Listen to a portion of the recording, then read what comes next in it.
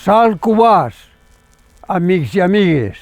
El meu nom és Sekel i sóc un guerrer que pertany a l'elit aristòcrata edetana. Encara que tinc casa a la ciutat d'Edeta, la meva família i jo vivim a una talaia propera, a una casa murada que serveix de vigília de la Edetània. Està al cim d'una muntanya i des de la mateixa vigilem el pas cap a Edeta de la gent que arriba des de la plana alta de l'interior i vol passar a la ribera del gran riu que porta aigua al mar. Mitjançant l'encesa d'una gran foguera dalt de la torre que defensa la porta d'entrada a la casa, avisem a la ciutat de l'arribada de possibles amics o enemics.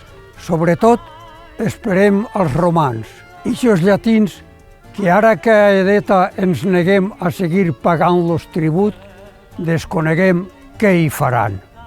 Ei, vosaltres!